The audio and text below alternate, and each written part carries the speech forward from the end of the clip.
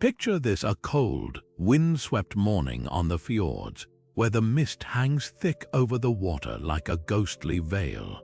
Suddenly, the silhouette of a Viking longship cuts through the haze, its dragon-headed prow slicing the waves as oars rise and fall in perfect rhythm. This isn't just a scene from legend. It's a glimpse into a world that left behind clues so strange, so utterly perplexing, that even today they defy explanation. Across Scandinavia and beyond, buried in the earth or hidden in plain sight, lie artifacts from the Viking Age that whisper secrets about a culture far more complex than the raiders and traders of popular imagination. These objects, some ornate, others eerily simple, hold mysteries that challenge everything we thought we knew about the Norse people. Think of the Vikings, and you might conjure images of fierce warriors or vast longships, but their true legacy is etched into the artifacts they left behind. From intricate jewelry imbued with cryptic symbols to weapons forged with techniques lost to time, each piece tells a story that goes beyond mere craftsmanship. Some of these objects seem almost otherworldly, tools whose purpose we can only guess at, runestones with messages that still evade translation, and relics that suggest connections to distant lands long before historians believed such voyages possible. What if I told you that among these 30 enigmatic artifacts, there are some that could rewrite chapters of Viking history? That beneath the rust and tarnish of centuries, there are clues pointing to technologies, beliefs, and even entire voyages that don't fit into the textbooks.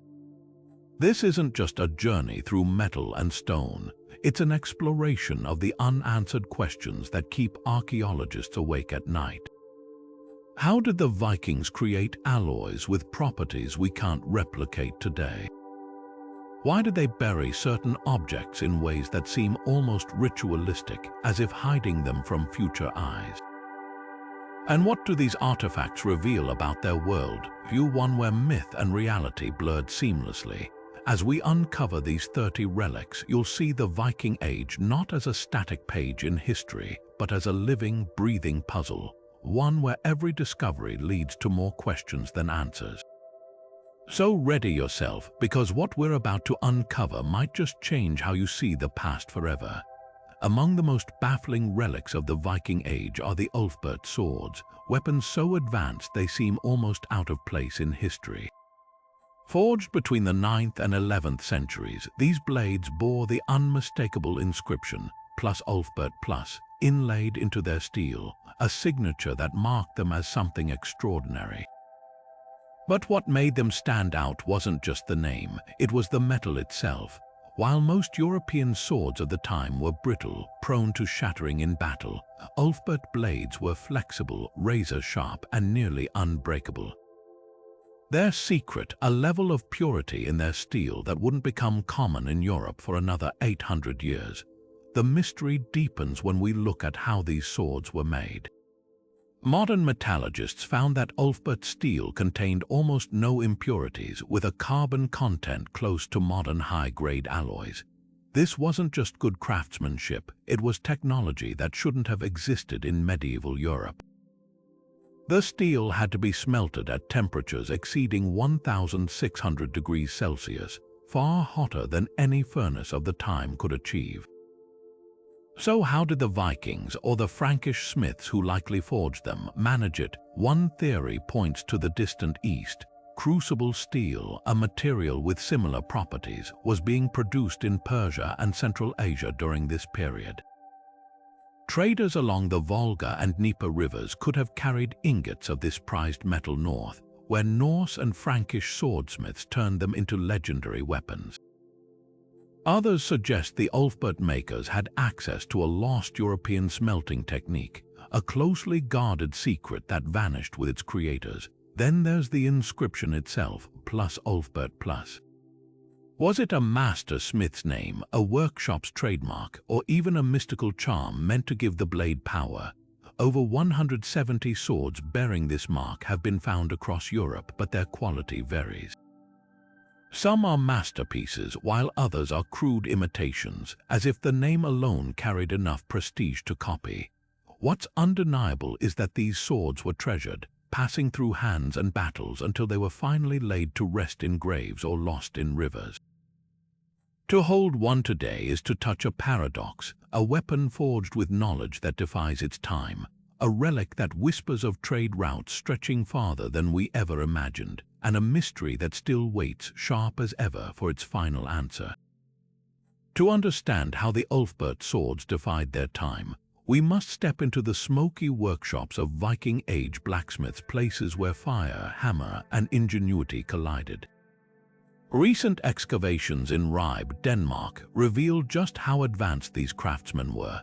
Charcoal forges, anvils, and tool fragments paint a picture of bustling activity where metal wasn't just beaten into shape but transformed through meticulous processes. Crucibles found there held traces of high-carbon steel, suggesting Ribe's smiths weren't just repairing tools. They were experimenting with alloys, pushing the boundaries of what their flames could achieve. Yet even in Ribe, the leap to Ulfberht quality steel remains puzzling. Most European swords of the era were made from bloomery iron, a crude metal riddled with impurities.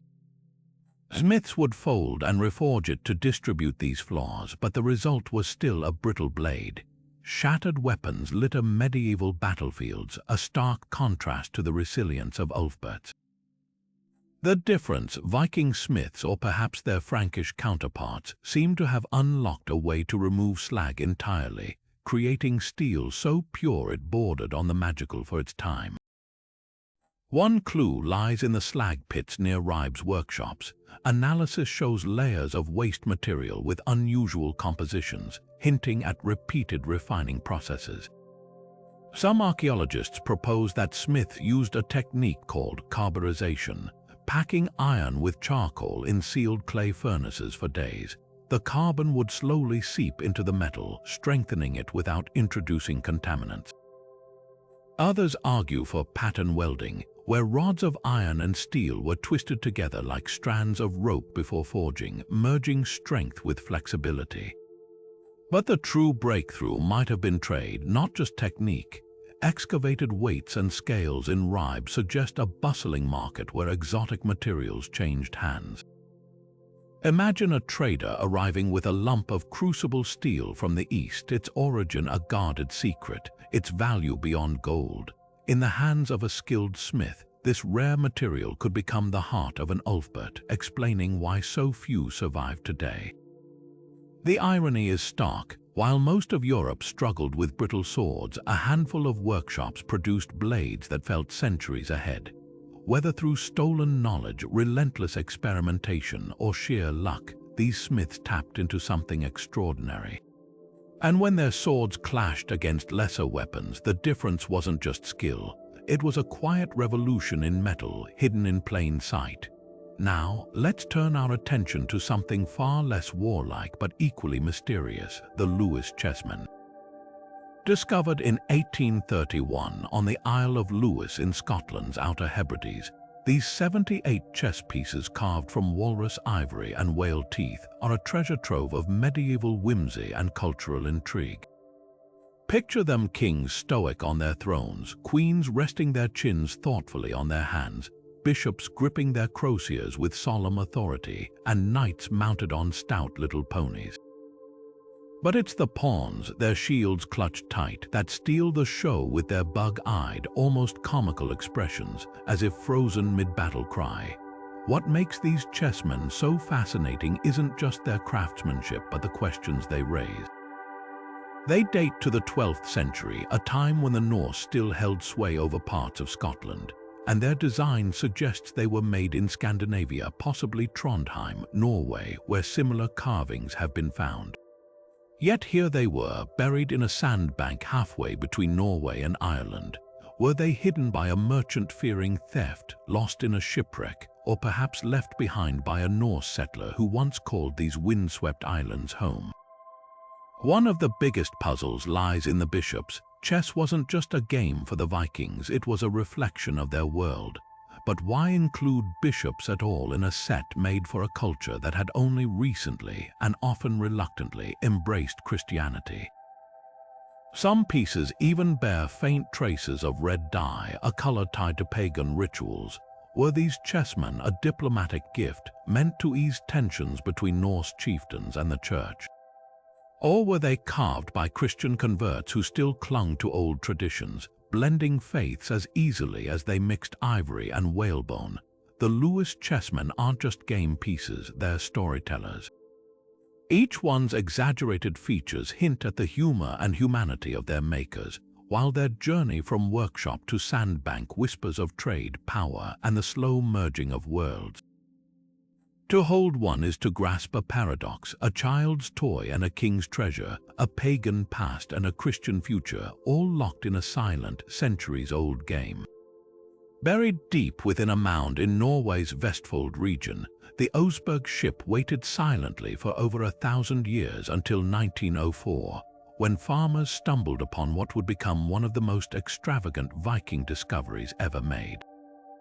This 70-foot-long longship, carved entirely from oak, wasn't just a vessel. It was a floating tomb, a final resting place for two women whose identities have sparked debates as fierce as any Viking raid. Dated to around 834, the ship's burial chamber held a treasure trove of grave goods so lavish they could rival a king's ransom. Ornate tapestries, elaborately carved wooden wagons, feathered beds, and even a peacock, an exotic bird that must have been brought from distant lands.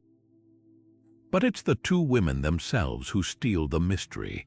One was in her 60s, her bones showing signs of chronic illness, while the other, younger and healthier, lay beside her.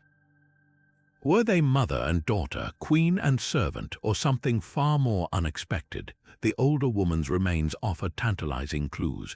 Analysis of her teeth revealed traces of arsenic, hinting at long-term poisoning, perhaps from medicinal treatments or even foul play.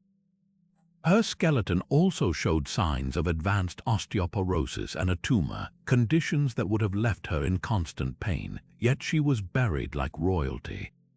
Around her neck lay a delicate bronze brooch, and tucked beside her were two small cups, possibly used in ritual ceremonies. Some scholars argue she was a powerful seeress, a völva mentioned in sagas who wielded influence through prophecy.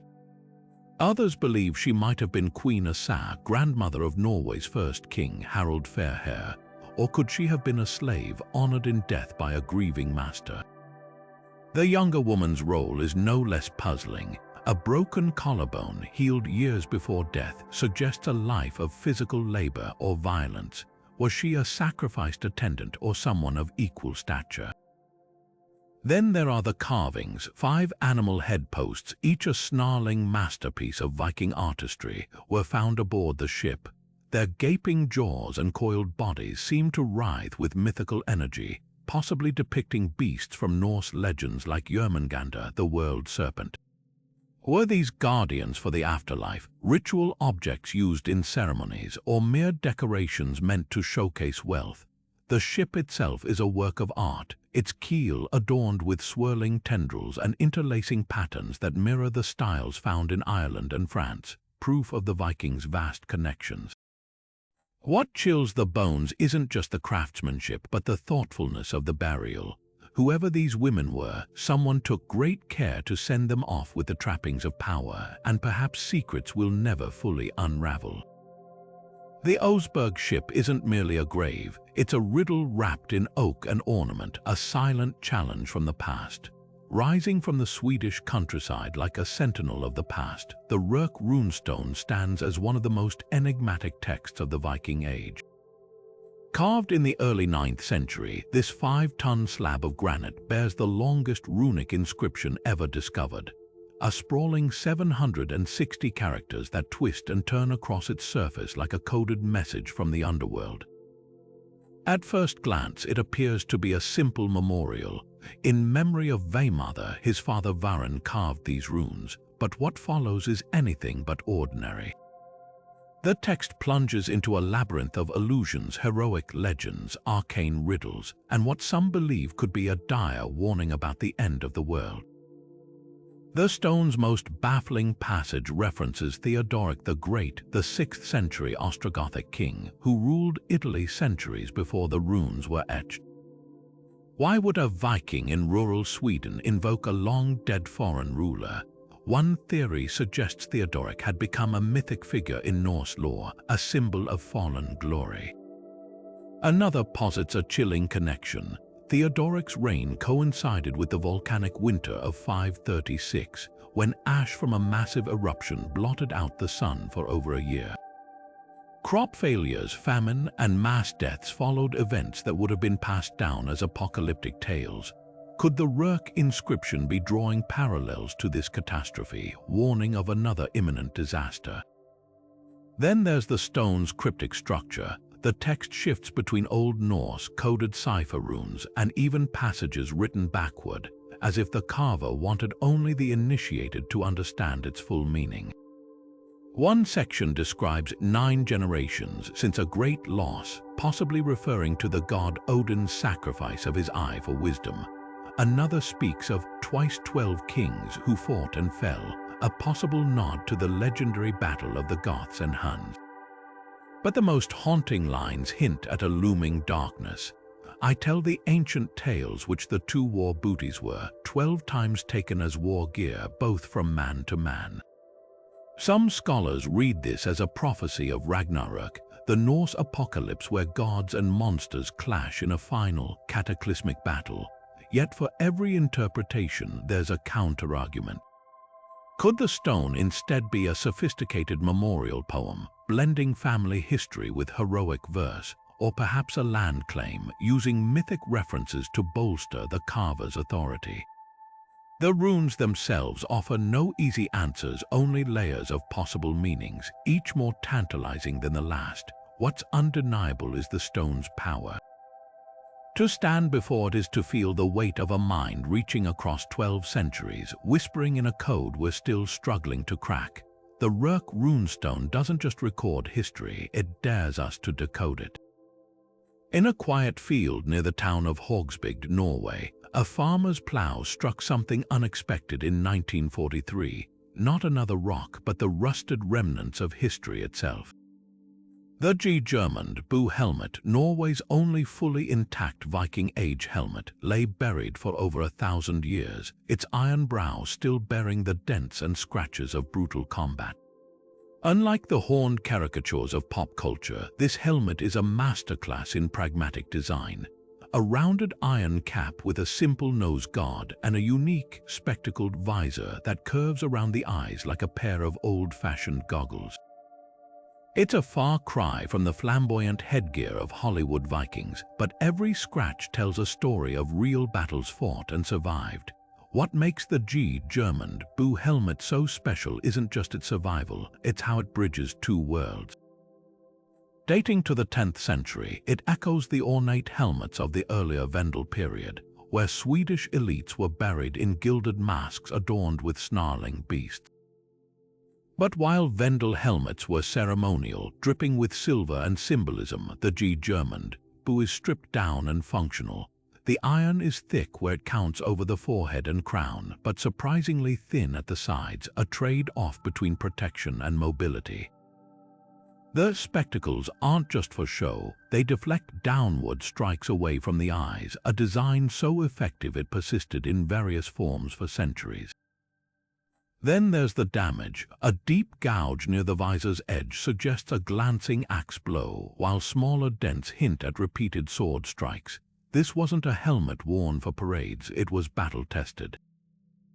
Yet the lack of fatal penetration speaks volumes about its owner's skill. Whoever wore it knew how to move, how to turn his head at the last second to turn a killing blow into a mere scar. The real irony, the horned helmet myth which stubbornly clings to Viking imagery, likely stems from 19th century operas and Romantic-era paintings. Actual Viking art never depicts such impractical headgear. No warrior would willingly give an opponent handles to grab in a fight. The Gjermundbu helmet, with its no-nonsense design, is the antithesis of that fantasy. It's a relic forged in the crucible of necessity, where every curve served a purpose and every dent was a lesson learned the hard way. Found alongside it were remnants of chainmail and weapons, a silent testament to the life it protected. But here's the twist: the burial also held gaming pieces, suggesting its owner wasn't just a fighter but a strategist, someone who valued wit as much as strength.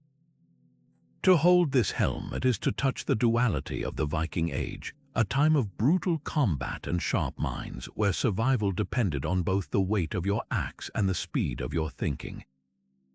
The Vinland map has taunted historians since it surfaced in the 1950s, a fragile parchment that could either rewrite history or stand as one of the boldest forgeries of the 20th century.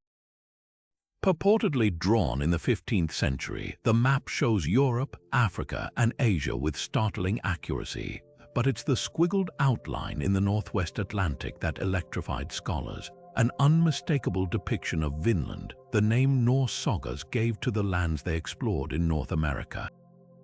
If genuine, this would be the first known European map to show the continent, predating Columbus by decades. But from the moment it was unveiled, the map has been shrouded in suspicion, its authenticity debated with the intensity of a courtroom drama.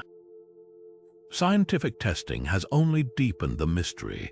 Carbon dating of the parchment places it between 1420 and 1440, aligning perfectly with the era of Norse exploration. But then there's the ink. Under microscopic analysis, researchers discovered traces of anatase, a titanium dioxide compound not commonly used in medieval inks. Worse, the ink's chemical signature matched 20th century formulations, raising the specter of a skilled forger aging parchment artificially. Defenders of the map counter that anatase could have formed naturally from medieval pigments over centuries, pointing to similar traces found in undisputed manuscripts from the same period. The plot thickens when we connect the map to Elant's Ox Meadows, the only confirmed Norse settlement in North America.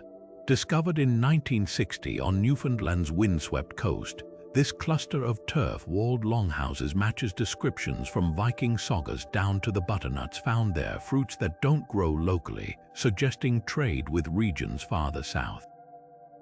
If the Vinland map is real, it would corroborate these sagas, proving Norse explorers not only reached North America, but charted it with enough precision to influence later cartographers. If fake, it's an audacious hoax capitalizing on one of archaeology's greatest discoveries. Perhaps the most compelling clue lies in the map's wormholes. Tiny holes along its edges align perfectly with those in a 15th century manuscript known as the Speculum Historiale, suggesting they were once bound together. Yet critics argue a forger could have copied the wormhole pattern from the speculum, stitching the map into a false pedigree. The Vinland map remains an enigma wrapped in vellum, its truth obscured by time and conflicting evidence.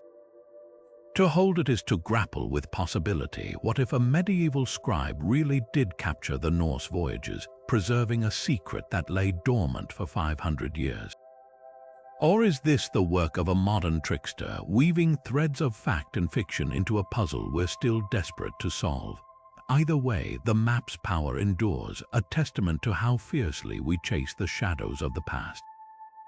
Buried in a peat bog on the Swedish island of Gotland for over 1,000 years, the Mestamere chest emerged in 1936 as a time capsule of Viking craftsmanship. This massive wooden box, measuring roughly 3 feet long and packed to the brim, held something extraordinary, not gold or silver, but over 200 iron tools so perfectly preserved they might have been dropped yesterday. For archaeologists, it was like stumbling into a 10th century blacksmith's workshop frozen in time, a discovery that rewrote our understanding of Viking technology. Inside the chest lay an encyclopedia of metalworking, hammers and tongs of varying sizes, intricate files for shaping blades, delicate punches for engraving patterns, and even a collapsible anvil that could be packed for travel. But the real treasures were the specialized tools few expected to find from this era: a draw plate for pulling wire, a set of lock picks so precise they could rival modern designs, and a series of nested chisels used for carving the complex curves of ship planks. These weren't just random implements, they were the signature equipment of a master smith, someone who could repair a sword in the morning and craft a ship's rivet by afternoon. Take the brace and bit, a revolutionary tool for its time. This hand-cranked drill allowed Vikings to bore perfectly circular holes into thick oak essential for shipbuilding, where overlapping planks needed to be riveted together without splitting. The Mestema example is so advanced that similar designs wouldn't reappear in Europe for centuries. Then there's the folding scale balance, its arms still swinging freely after a millennium in the bog. Paired with a set of exquisitely calibrated weights, it reveals how Vikings traded raw metals with meticulous precision, measuring ingots down to the smallest fraction. But perhaps most telling are the tools we can't fully identify. A strange, crescent-shaped blade with serrated edges might have been used for trimming sailcloth, while a series of hooked irons could have served as early rope-making devices. Every item in the chest speaks to a society that didn't just use tools, they perfected them. The chest's owner remains a mystery, but the contents hint at a life spent on the move. Compact tongs fit neatly beside collapsible bellows, suggesting a smith who worked in temporary forges near shipyards or battlefields. Charred wood fragments clinging to some tools imply they were salvaged from a workshop fire, packed hastily into the chest as a last act of preservation. Whether abandoned during a raid or hidden for safekeeping, this toolbox captures a truth often forgotten. The Viking Age wasn't just shaped by warriors, but by the hands that armed and equipped them. To hold one of these tools is to feel the weight of history in its purest form, not as legend but as sweat and sparks and relentless innovation. Shipbuilders especially would have prized these implements. The chest's hefty rivet hammers, their heads worn smooth from countless strikes, match the iron nails found in Viking longships. With them, a crew could patch a hull mid-voyage, turning a damaged warship back into a sea wolf. The collection's precise axes, their edges still sharp enough to shave wood, explain how Norse craftsmen could shape a 50-foot keel from a single oak trunk. Even the smallest tools had outsized rolls, a delicate all-might-stitch leather sails, while a curved adze could hollow out a mast step to perfection. Yet the Mestema chest's greatest lesson isn't about individual tools, it's about systems. Foundries across Scandinavia produced nearly identical rivets, suggesting standardized measurements that spanned kingdoms. The chest's files, each with distinct tooth patterns, show Vikings understood that shaping a sword required different abrasives than sharpening a scythe. This wasn't just craftsmanship, it was early engineering, a network of knowledge passed from smith to smith. Today, replicas of these tools prove their worth. Modern blacksmiths using Mestema-style tongs can grip red-hot metal without slippage, while the chest's signature, U-shaped shave effortlessly removes thin wood curls, just as it did when longships ruled the waves.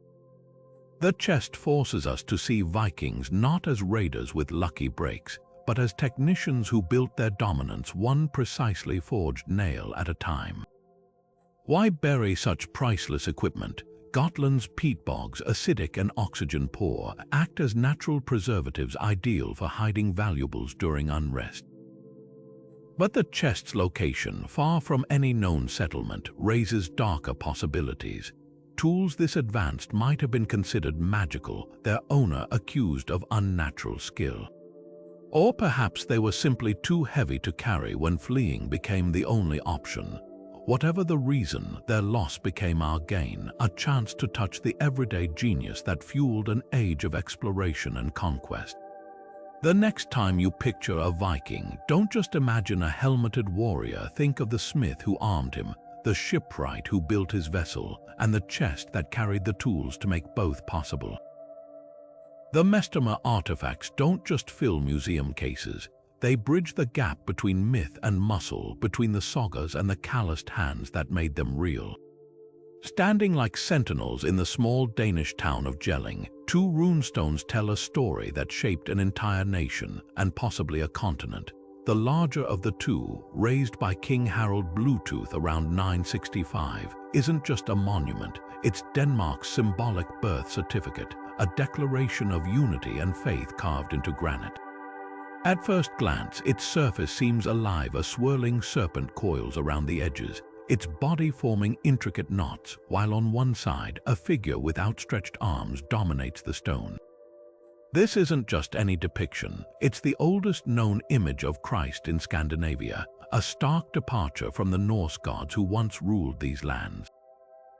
Harald's message was audacious. The inscription proclaims, King Haraldr ordered this monument made in memory of Gorma, his father, and Theodve, his mother, that Haraldr who won for himself all of Denmark and Norway and made the Danes Christian. In one stroke, he claimed territorial dominance, familial legacy, and religious revolution. But the artistry reveals even more. The Christ figure isn't shown crucified or suffering. He's tangled in vines, almost as if suspended between two worlds. Some scholars argue this reflects a deliberate syncretism, blending Christian iconography with pagan symbolism to ease the transition for a reluctant populace. The serpent, a creature deeply rooted in Norse myth as Gjermundbu, the world-encircling beast, here twists into the shape of a cross, its fanged mouth biting its own tail, a visual metaphor for the old faith being consumed by the new.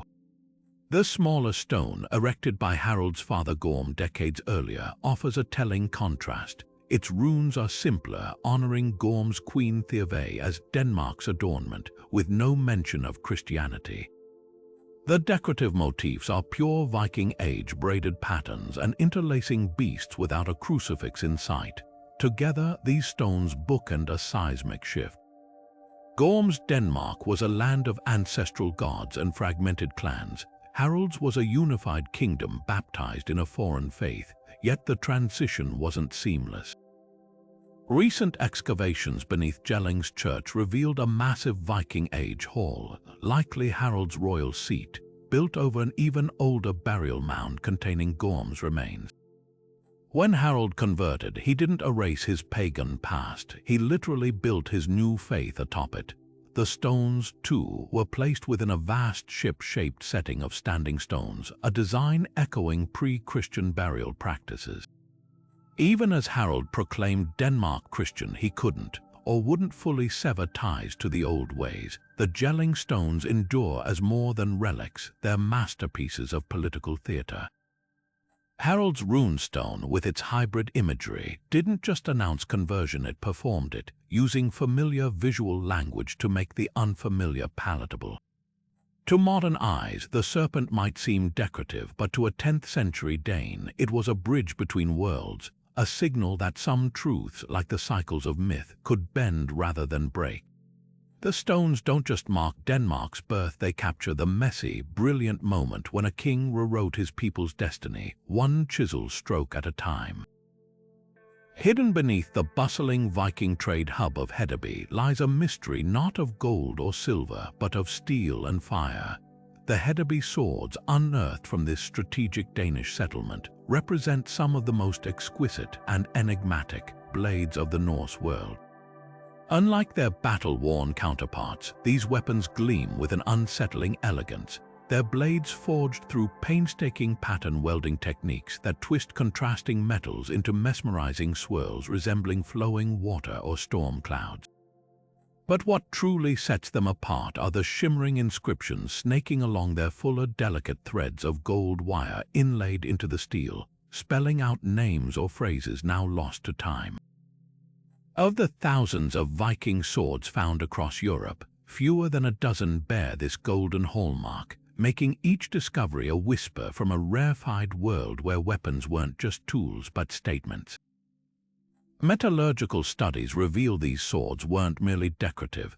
Like the Ulfberht blades, they boast high carbon cores capable of holding a lethal edge, their patterned exteriors concealing a ruthless functionality. Yet the presence of gold, a metal softer than the blades it adorned, hints at a paradox. In combat, such embellishments would be quickly scratched or torn away. This suggests the Hedeby swords occupied a liminal space between the battlefield and the sacred, perhaps wielded by chieftains during oath-swearing ceremonies or displayed at gatherings to project status. One specimen bears the name Heinrich, possibly a Frankish smith whose workshop catered to Scandinavia's elite. Another's inscription remains only partially deciphered, its golden letters ending abruptly as if the message was never finished or deliberately obscured. The rarity of these swords isn't just due to time's ravages. Gold-inlaid weapons were likely reserved for the uppermost echelons of Viking society, their owners buried with them in lavish graves that attracted looters within generations. But Hedeby's watery location may have preserved what dry land could not. Excavations in the harbor's silt have yielded fragments of these blades, their gold somehow intact despite centuries submerged. The salt water that corroded lesser metals seems to have cradled these treasures, leaving their golden veins luminous against the darkened steel. What fascinates modern researchers isn't just their beauty, but their metallurgical kinship to the Ulfberht swords. Both use high-quality imported steel, possibly from the same trade networks stretching to Central Asia. Yet where Ulfberhts flaunt their superiority through performance, the Hedeby swords cloak their potency in artistry, their patterns a visual language understood by few. To hold one is to grasp the duality of Viking culture, where a weapon could be both a lethal instrument and a canvas for the otherworldly, where the clash of steel sang alongside the whispers of gods. Perhaps the most telling detail lies in their edges. Microscopic analysis shows many Hedeby swords were sharpened repeatedly, their golden inscriptions carefully avoided during honing. These weren't relics locked away, they were living objects used in rituals or displays where maintaining a keen edge mattered as much as the gold's glow. In a world that revered both craftsmanship and combat prowess, the Hedeby swords stand as silent witnesses to the moments when violence and sacredness intertwined, when a blade could cut flesh one day and seal an unbreakable vow the next.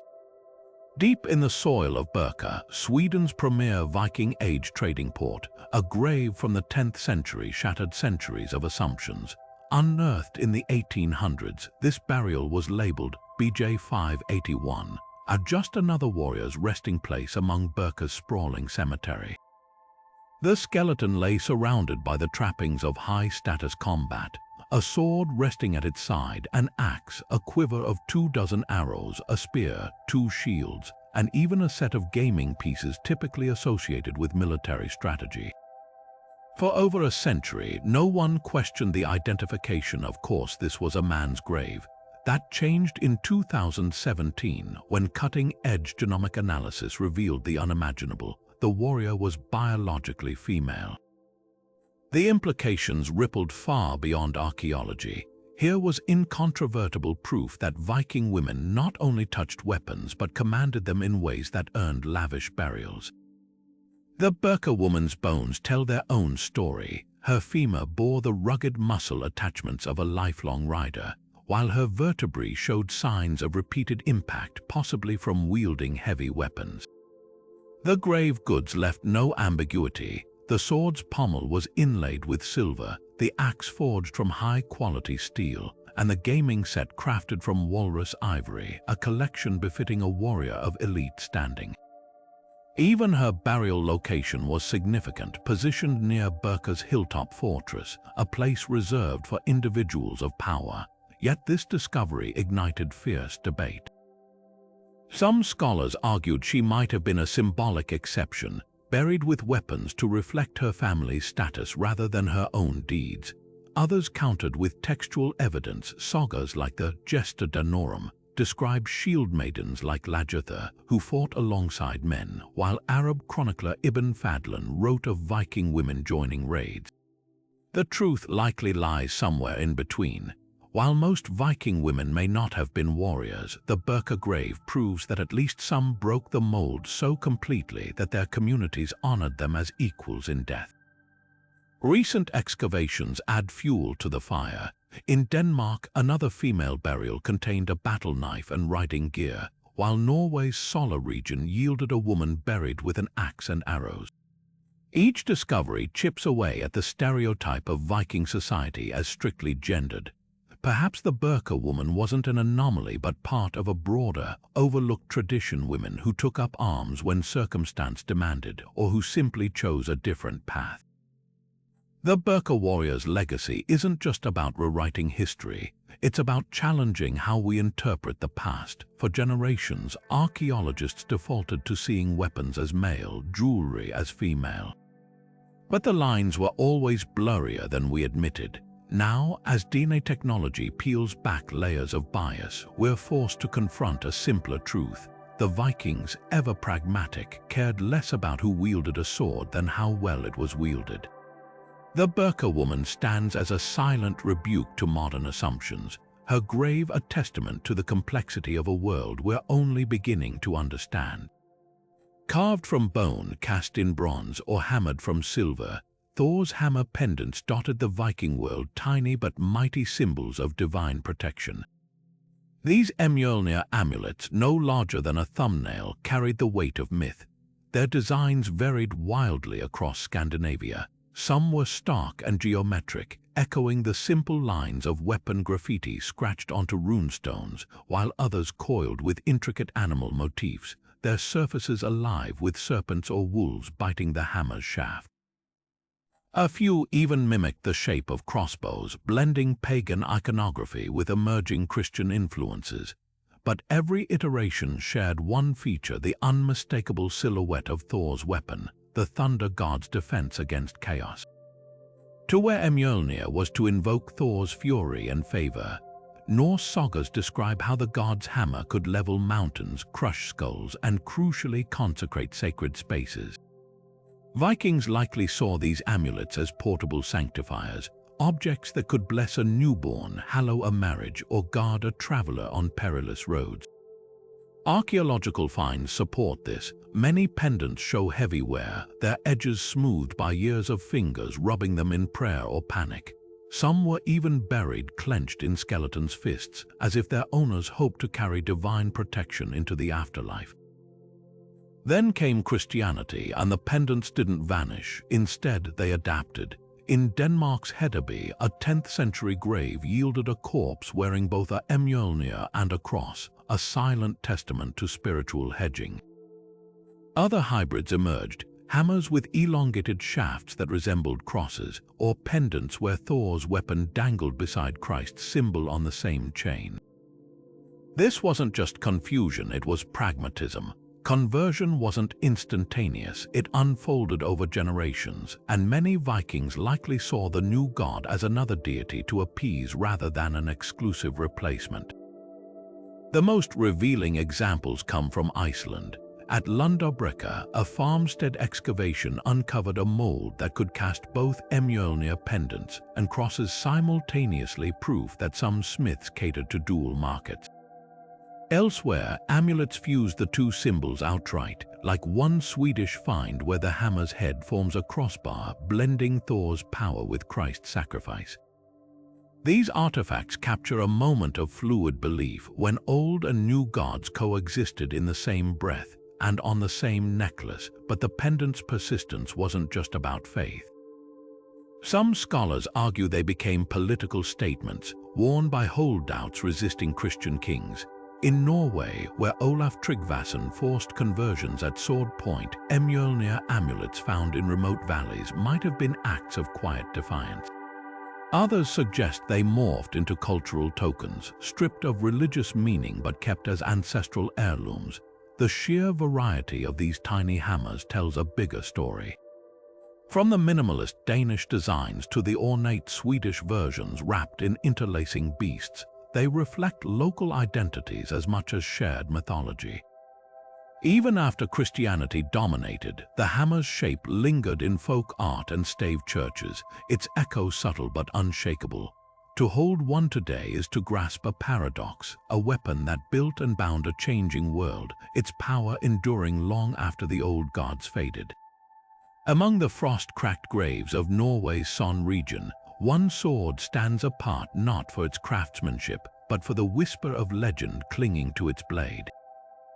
The Sibo sword, pulled from a 9th century burial mound in 1825, bears a runic inscription that sends shivers down the spine of any student of Norse myth. Along its gleaming fuller, iron letters spell out a single word, Tyrfing. To the uninitiated, it might seem like a smith's signature, but to those who know the sagas, it's a name heavy with doom, a cursed blade from the mythical Hervarar saga, said to kill a man every time it was drawn and bring ruin to its wielders. Was this a real weapon named after a legendary one, or something far stranger? The sword itself is a masterpiece of the Viking Age. Pattern-welded steel shimmers along its length, the alternating layers of iron and high-carbon metal folded into watery ripples that catch the light like frost on a fjord. Yet it's the inscription that captivates. Unlike the Ulfberht or Heinrich swords, where names likely denoted workshops, Tyrfing isn't a maker's mark, it's a story. In myth, Tyrfing was forged by dwarves under duress, its edge so sharp it could slice through stone. But the dwarves, resentful of their coercion, laid a curse upon it. Once unsheathed, it could not be returned without claiming a life, and it would ultimately destroy its owner's line. The saga recounts generations of kings and warriors felled by its blade, their blood soaking the snow from Sweden to the steppes. So why would a real Viking warrior name their sword after such an ill-omened weapon? One theory suggests these names weren't literal, but aspirational, invoking legendary blades to channel their fearsome reputations in battle. Imagine a fighter roaring Tyrfing as he charged, hoping to strike terror into his foes. Another possibility is more unsettling, that some Vikings believed in the literal power of such names, imbuing their weapons with the essence of mythic curses. After all, sagas describe named swords with personalities almost as vivid as their wielder's gram, which Odin thrust into a tree for only the worthy to pull. Mistletoe, said to never rust or dull, and of course Tyrfing, the blade that could not be stopped once it thirsted. The Sibo burial offers tantalizing clues. The sword lay beside a man of obvious status, his grave rich with gaming pieces and a shield bossed, but with no signs of violent death. Did he die peacefully despite wielding a cursed weapon, proving the name mere bravado, or was the curse delayed, awaiting future generations? Nearby, archaeologists found another sword buried upright, its tip driven into the earth as if pinning something down, a practice some link to containing malevolent spirits. Coincidence or caution against a blade that legends called unquiet? What makes the Sibo sword extraordinary isn't just its link to myth, but what it reveals about Viking mindset. These weren't people who saw hard lines between story and steel. A weapon could be both a tool and a character in its own epic, its name a spell as potent as its edge. To hold the Sibo sword is to feel that duality, cold iron in your palm, and the echo of a saga whispering that some blades once named never forget their destiny. Off the windswept coast of Germany's Hidden Sea Island, a fisherman's rake scraped against something far more precious than seaweed in 1873, a glint of gold so delicate it seemed spun by dwarves. The Hidden Sea treasure, a trove of 10th century jewelry now regarded as one of the finest Viking Age gold collections, wasn't just buried wealth, it was a masterpiece of political theater. 16 intricately woven pieces lay hidden for nearly a millennium, torques, brooches, and pendants so densely packed with filigree that sunlight dances across their surfaces like flame over water. But what makes this hoard extraordinary isn't just its beauty, it's the story etched into every twist of gold wire, a tale of Byzantine splendor reborn in the frozen north. Look closer and the Mediterranean whispers through each piece. The largest pendant, a cross-shaped centerpiece, swirls with granulation work so precise it mirrors Constantinople's imperial workshops. Tiny gold beads, each no larger than a grain of sand, cluster like constellations around twisted wire serpents, a motif borrowed from Byzantine reliquaries but reshaped by Norse hands. Even the braided torques, their ends capped with roaring beast heads, fuse Viking animal styles with techniques honed in Byzantine ateliers. This wasn't mere imitation. It was cultural alchemy, proof that Harald Bluetooth's Denmark sat at the crossroads of continents. How did such opulence reach a windswept Baltic island? Follow the Gold's Trail and you'll uncover Harald's grand strategy. During his reign, Danish ships dominated the Volga and Dnieper trade routes, hauling amber, furs, and slaves south to Constantinople's markets. Byzantine chronicles record how Viking emissaries returned laden with silks and gold, their purses overflowing with imperial coin, but the hidden sea pieces weren't bought, they were made. Metallurgical analysis reveals gold with trace elements matching Crimean mines, suggesting raw materials traveled north alongside craftsmen. Some scholars argue the treasure showcases the work of a Greek goldsmith in Harald's court, blending his training with Scandinavian tastes under royal patronage. The treasure's burial speaks volumes about its purpose. Unlike loot hastily stashed during raids, these pieces show nowhere, their prongs still sharp from the workshop. They were likely ceremonial gifts meant to dazzle Harald's allies, or bribe his rivals during Denmark's turbulent conversion to Christianity. One brooch, its cross motif entwined with Odin's wolves, embodies this duality. But power attracts envy. The hoard's hidden location, just offshore from Harald's stronghold at Jomsborg, suggests it was smuggled away during a coup or invasion, its owner dreaming of a return that never came. Today, the treasure's legacy lingers in its unanswered questions. Why were pagan symbols mixed so boldly with Christian ones? Did Harald's goldsmiths work from memory, or were Byzantine artisans truly shaping metal in Danish halls? And who, in the end, chose the sea as their vault, wrapping history in salt and sand? Each twist of wire holds a secret, proof that the Viking world was never as isolated as we imagined. To see the hidden sea treasure is to witness an empire being born, one golden knot at a time. The Nidem boat doesn't roar with dragon-headed grandeur or boast the sleek lines of later Viking longships. It hums with something far more primal. Pulled from a peat bog in southern Denmark in 1864, this 80-foot oak vessel predates the Viking Age by centuries, yet its bones whisper secrets about the shipbuilding genius that would one day conquer oceans. Built around 350, the Nidem boat is a missing link, a bridge between the simple log boats of Scandinavia's past and the legendary warships of its future. What stands out immediately is the craftsmanship. Clinker built with overlapping oak planks riveted together with iron nails, the Nidem boat shares the same basic skeleton as its Viking descendants. But look closer and the differences emerge. Unlike later ships with their flexible keels and adjustable sails, this vessel relied solely on oars, 30 in total, each manned by a single rower. There's no mast step, no evidence of sails at all. This was a raiding boat designed for speed and stealth, slicing through fjords and rivers under human power alone. The hull's shallow draft let it glide into waters barely 3 feet deep, perfect for surprise attacks on coastal settlements. Yet for all its martial purpose, the Nidem boat lacks the ornate carvings of Viking ships. Its beauty lies in raw functionality, every plank shaped by axes, every joint sealed with animal hair and tar. Then there's the mystery of its burial. The boat wasn't wrecked or abandoned, it was deliberately sunk in a peat bog alongside weapons, shields, and even another smaller vessel. This was no accident, it was a sacrifice. Germanic tribes of the era often offered treasured items to gods or spirits in wetlands, places seen as gateways to the otherworld. The Nidem boat's deposition speaks volumes about its value. This wasn't just a tool, it was a sacred object worthy of being sent to the gods intact. Among the artifacts buried with it were swords bent ritually, shields splintered in ceremony, and a trove of personal items that might have belonged to its crew.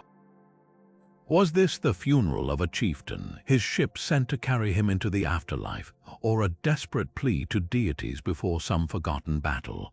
Archaeologists have pulled another startling insight from the boat's timber. Tree ring dating reveals the oak used came from forests in modern-day Poland, proving that even in the 4th century, Scandinavians were sourcing materials across the Baltic. The Nidem boat wasn't just a local project, it was part of a pan-regional network of trade and technology, hinting at the expansive mindset that would later drive Viking exploration. Perhaps most fascinating is how this ancient vessel reshapes our view of Viking ship design. For years, historians assumed the iconic longship evolved from modest beginnings in the 8th or 9th century. The Nidem boat proves the core principles: clinker construction, iron rivets, overlapping planks were already perfected centuries earlier. What changed by the Viking Age wasn't the basic blueprint, but the additions: sails harnessed from Mediterranean contacts, deeper keels for ocean crossings, and those terrifying dragon prows that became floating propaganda. To stand beside the Nidem boat today is to witness the birth of an idea. Its oars may be still, its hull forever grounded, but in its bones you can feel the restlessness that would one day send Norse ships as far as Constantinople and Newfoundland. This wasn't just a boat, it was the first rough draft of a revolution. Buried in the damp earth of Öland, Sweden, for nearly 1,000 years, the Kvineby amulet is a palm-sized slab of lead etched with words meant to bend fate itself. Unearthed in the 1950s, this 11th century talisman doesn't glitter like gold or bear the weight of a weapon, yet its inscription wields a different kind of power. Written in Old Norse runes that coil across its surface like protective serpents, the text begins with a plea: "Thor, guard me." What follows is a spellbinding mix of pagan devotion and Christian influence, a snapshot of a moment when belief systems clashed and melded in the Viking world. The amulet's full inscription is a verbal shield, invoking Thor's protection against everything from drowning to sorcery. It names the wearer, a woman named Liquid, and calls upon the thunder god to defend her with the hammer that hallows. Yet sandwiched between these appeals to Thor are Christian elements, a mention of the true God and the sign of the cross scratched beside the runes.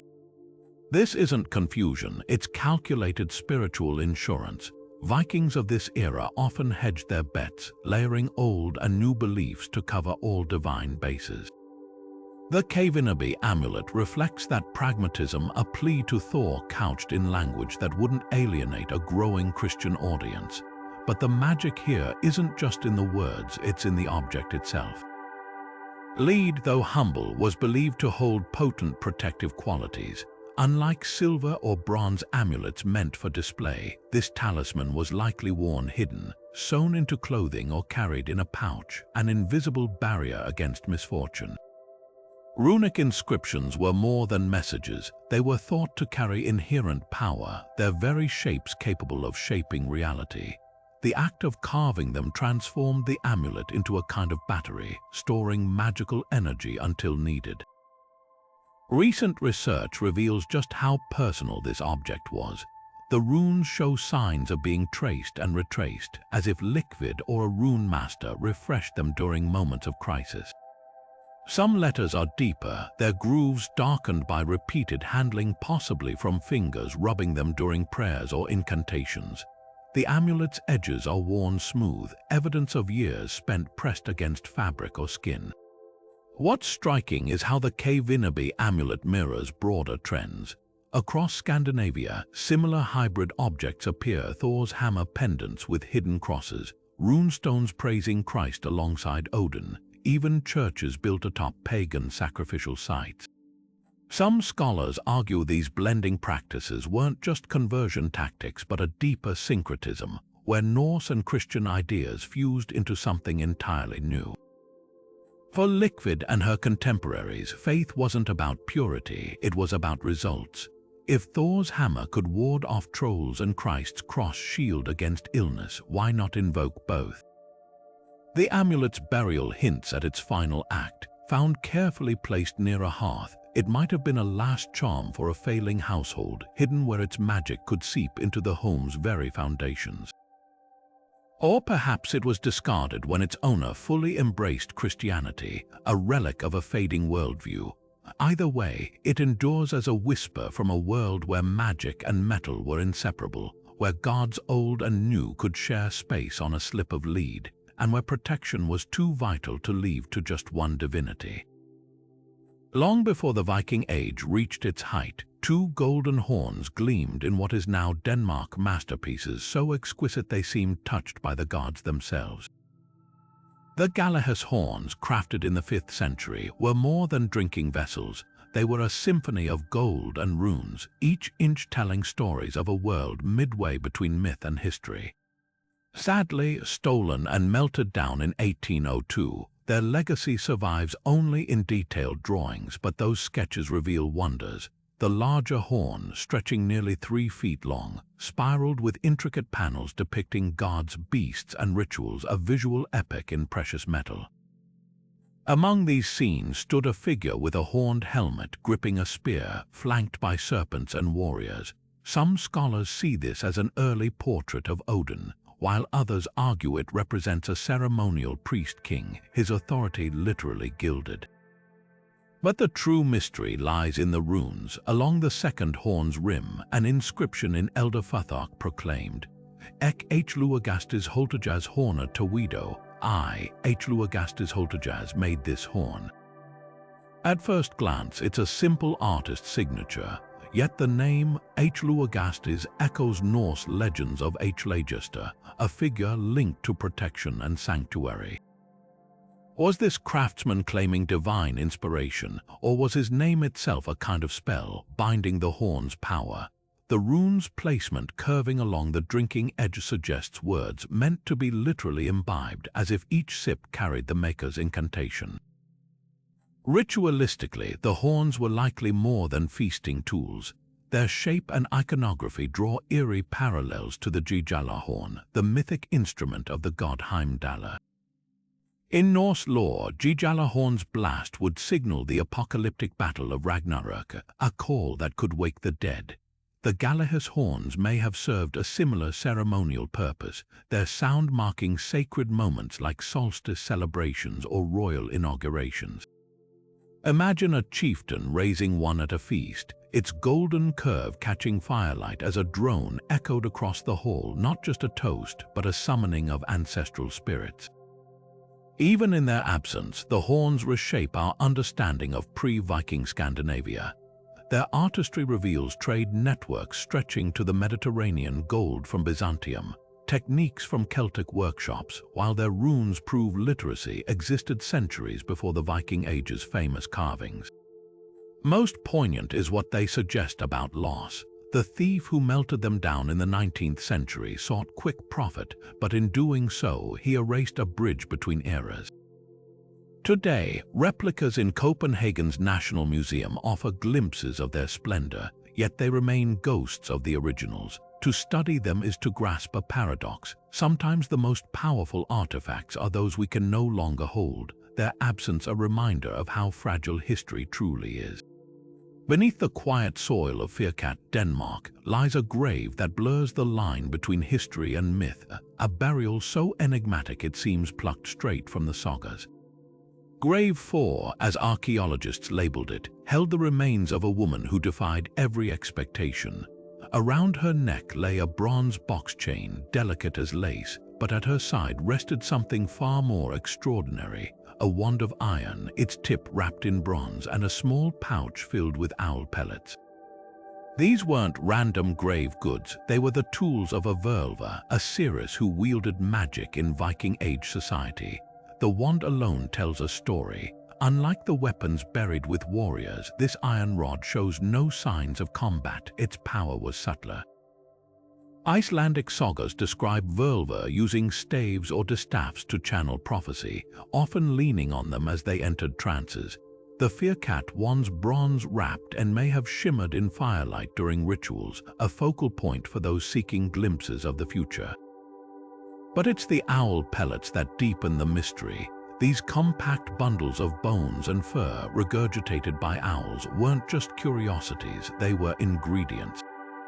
Norse magic frequently incorporated animal parts, feathers for flight spells, claws for protection, and owl pellets with their jumble of small creatures. might have symbolized the seeress's ability to unravel tangled fates.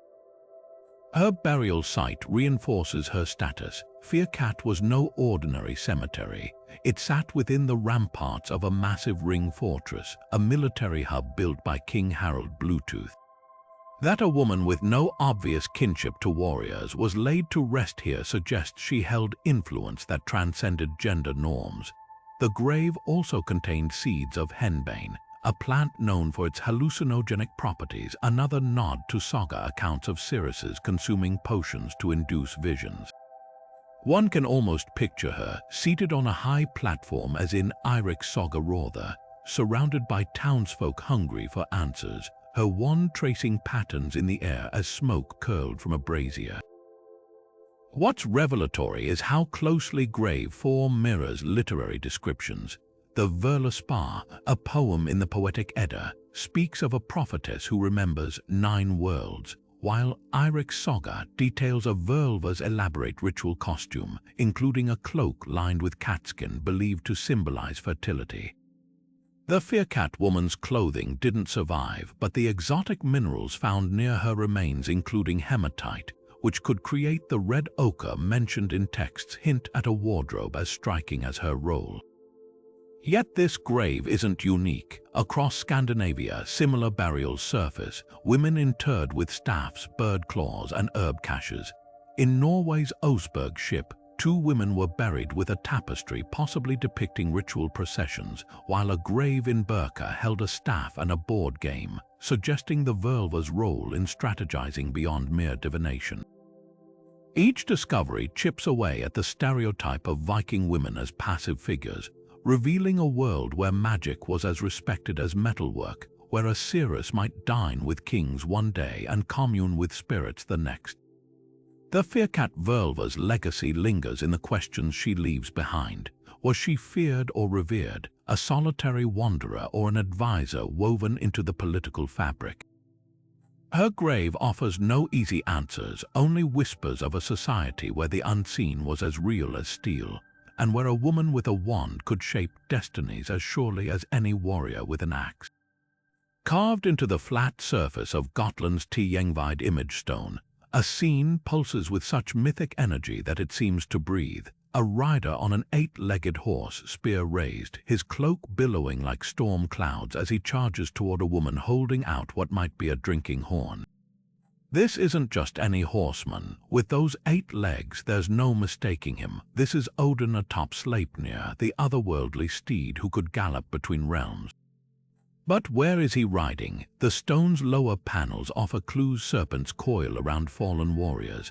A ship with a towering prow cuts through waves, and a figure lies prostrate beneath a beast's jaws. Some scholars see Ragnarök unfolding here, the apocalyptic battle where gods and monsters clash in mutual destruction. Others argue it's Valhalla, with the Valkyrie's horn welcoming the chosen dead. The truth might be both at once, a visual poem about the cycle of death and glory that define the Viking worldview. What makes the Tjengvad stone remarkable isn't just its imagery, but how it mirrors and diverges from other Norse carvings. On the Arda Roman 8 stone, also from Gotland, another 8-legged horse appears, but here Sleipnir carries not Odin, but a corpse wrapped in funeral linens, a stark nod to the god's role as a psychopomp guiding souls. Meanwhile, the Gosforth cross in England blends Norse myth with Christian symbolism, its own serpent scenes echoing Gjermundbu while crucified figures loom above. The Tjengvad stone's uniqueness lies in its ambiguity. The central rider could be arriving in Valhalla, his spear still bloodied from battle, or charging into Ragnarök's final fray. The woman greeting him might be a Valkyrie offering mead, or the giantess Freyja who claimed half the slain for her own haul. Then there's the ship.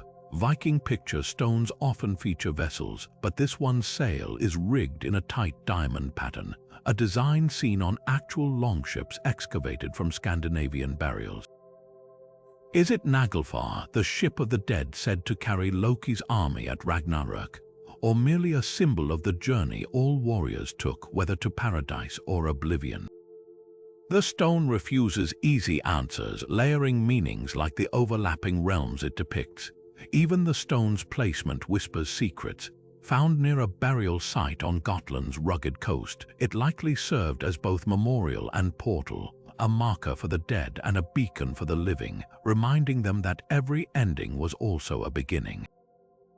To stand before it today is to feel the weight of that duality. The terror of the wolf Fenrir's gaping maw, the triumph of the raised horn, the endless gallop of a horse whose legs carry it beyond mortal roads.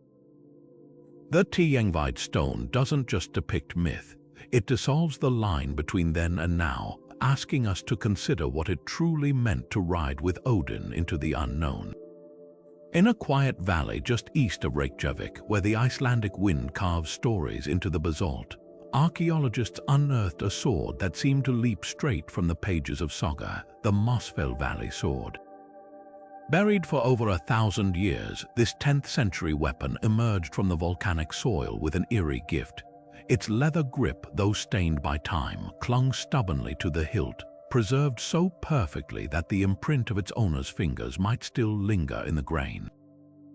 This wasn't just another rusted relic, it was a whisper from the age of Egil Skallagrimsson, the Viking poet-warrior whose exploits straddled myth and history. The sword's survival is a quirk of chemistry. Iceland's volcanic soil, rich in iron oxides and low in organic decay, acted like a time capsule, slowing the breakdown of materials that would have crumbled elsewhere. The leather, likely cured with fish oil or animal fats, fossilized into a dark, tough sheath that still bears the stitch marks of its maker. Even the wood beneath, possibly ash or oak, retains the subtle curve where a palm would have rested. Such preservation is vanishingly rare. Most Viking swords are found as corroded tangs, their organic parts long returned to earth, but the Mosfell sword's true magic lies in its provenance. The valley where it was found mirrors settings from Egil's saga, where the fiery poet is said to have fought, feuded, and buried treasures. One passage describes Egil tossing weapons into a bog after a duel, a practice echoed by this sword's deliberate placement near a stream, as if offered to the spirits of the land. The blade itself, pattern welded with swirling layers of iron and steel, matches descriptions of serpent-bladed swords in the sagas, weapons said to shimmer like moving water in sunlight. Forensic study reveals even darker secrets. Microscopic blood residue, possibly from its final battle, still clings to the fuller, while nicks along the edge hint at brutal close-quarters combat. Yet for all its violence, the sword also speaks of artistry. The pommel, though corroded, bears traces of silver inlay, perhaps once forming runes or protective symbols. This duality, beauty and brutality, fits Egil's own legend. A man who composed exquisite poetry one moment and split skulls the next. Could this blade have truly belonged to Egil? Without runic inscriptions, we'll never know for certain, but the coincidence is tantalizing. The saga claims Egil spent his final years in Mosfell, and the sword's burial aligns with his era's customs. Whether wielded by the saga's antihero or another warrior equally fierce, the Mosfell sword bridges literature and archaeology, proving that sometimes the old tales leave footprints, or in this case blade marks, in the very dirt they sprang from. Buried in a Danish field for over 1,000 years, the Ormslev cross gleamed faintly as a farmer's plow turned the earth in 2016, a relic so small it could rest on a thumbnail, yet heavy with the weight of a spiritual revolution. This delicate gold pendant, barely over an inch tall, claims a staggering title, the oldest crucifix ever discovered in Scandinavia. Dated to the first half of the 10th century, it predates most other Christian symbols in the Norse world by generations, appearing at a time when Viking kings still openly sacrificed to Thor and Odin. But what makes this artifact truly fascinating isn't just its age. It's the ambiguity it embodies, caught between two worlds like a prayer whispered in twilight. At first glance, the cross seems unmistakably Christian, a Latin crucifix with flared arms, its silhouette simple yet elegant, but hold it beside a Thor's hammer pendant from the same era and the lines blur. The proportions match almost perfectly, a central post with symmetrical arms designed to hang vertically from a chain. Were these similarities accidental, or did the Onslev cross deliberately echo a familiar pagan shape to make the foreign faith less intimidating? Some scholars argue this was strategic evangelism, a visual bridge for Norse wearers accustomed to Mjolnir's protective embrace. Others point to the cross's lack of a corpus, no suffering Christ, just an empty frame, as evidence of hesitation, as if the artisan couldn't quite commit to the new iconography's full intensity. The cross's craftsmanship deepens the mystery. Made from thin gold sheets pressed together, its technique mirrors that of contemporary hammer pendants, suggesting the same workshops might have produced both. Gold, rare and sacred in Viking society, was typically reserved for objects of high status or divine significance. That this cross shares such material wealth implies its owner, likely a woman, given the burial customs of the period, held considerable standing, perhaps as an early convert or even a missionary's ally. Its discovery near a former royal stronghold in Onslev hints at connections to power, where faith and politics were inextricably entwined. Yet the context of its burial raises tantalizing questions. Found alone without accompanying grave goods, it might have been lost or deliberately hidden. Denmark in the early 10th century was a battleground of beliefs. King Harald Bluetooth's forceful Christianization was still decades away, and pockets of resistance lingered. Could this cross have been a secret declaration worn beneath clothing like the later Kvineby amulet, or was it flaunted openly, a bold statement in a community straddling old and new gods? The debate sharpens when we consider similar finds. In Sweden's Birka, a grave from the same era contained a woman buried with both a cross and a Mjolnir pendant, a spiritual hedging of bets. Meanwhile, Icelandic sagas recount how converts like Helgi the Lean famously prayed to Christ for governance but Thor for seafaring, blending deities like tools for different tasks. The Onslev cross might embody that same pragmatism, less a rejection of the old ways than an expansion of options. To hold this tiny cross today is to grasp a pivotal moment when Scandinavia's spiritual landscape shifted uneasily beneath its people's feet.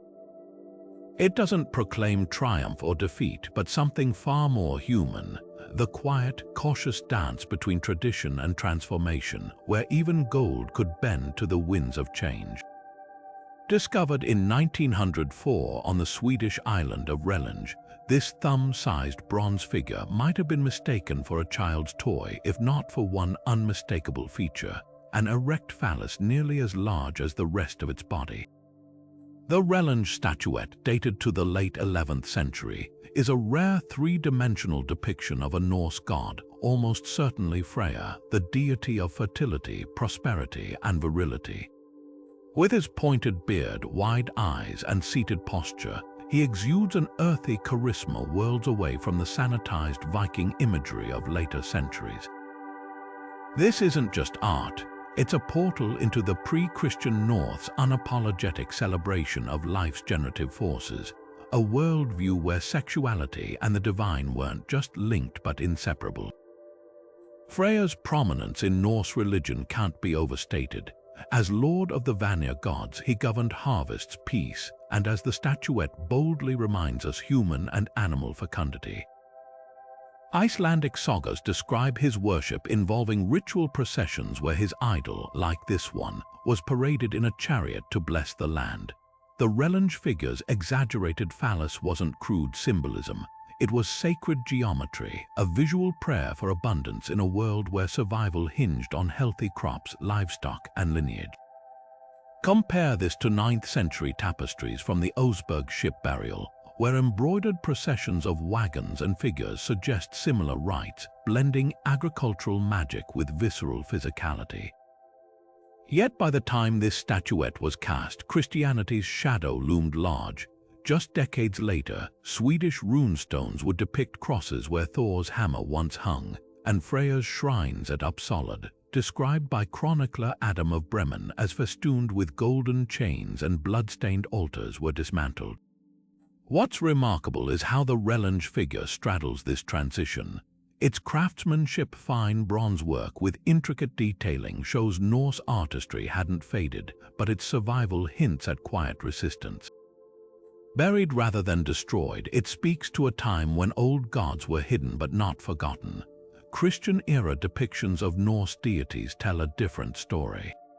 The 12th century Altuna runestone in Sweden shows Thor fishing for the world serpent, but his form is flattened into respectable two-dimensionality, stripped of the Relange figure's unabashed corporeality.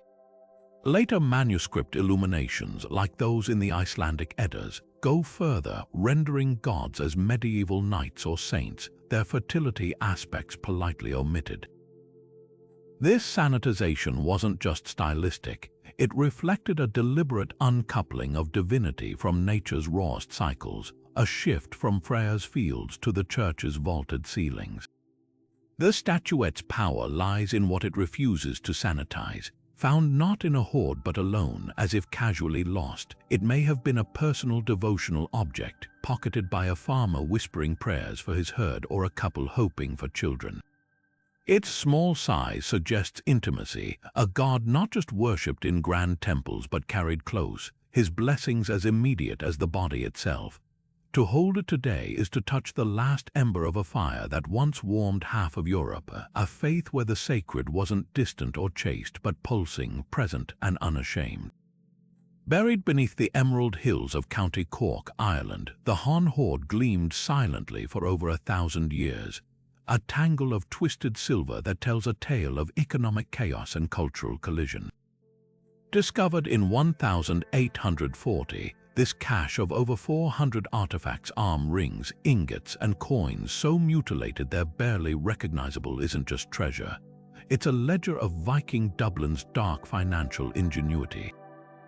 What makes this hoard extraordinary isn't its weight in silver, though that's staggering enough.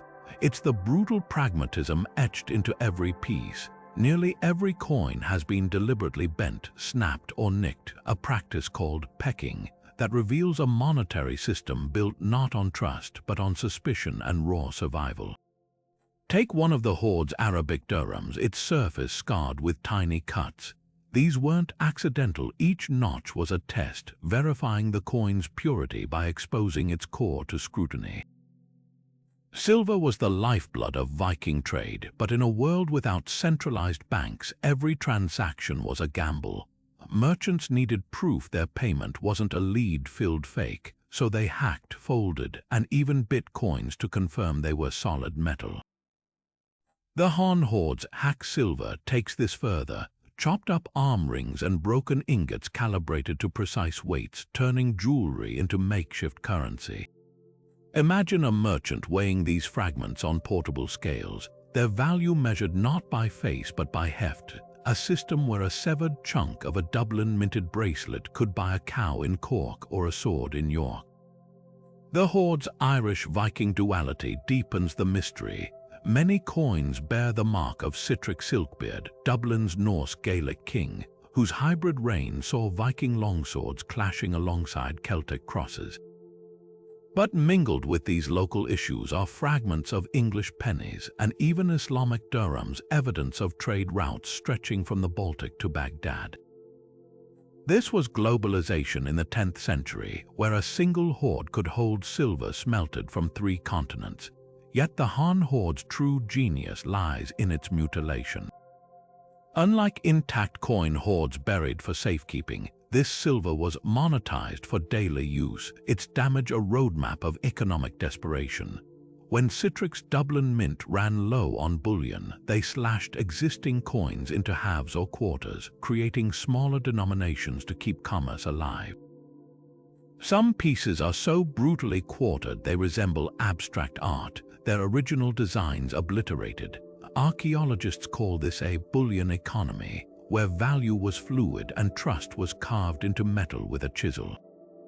The Hon hoard doesn't glitter like crown jewels, it hisses with the sound of axes on silver, of a society where wealth wasn't just possessed but perpetually proven. To sift through these fragments is to touch the gritty reality of Viking commerce. Not the myth of reckless raiders, but the calculus of survivors who turned brutality into bookkeeping.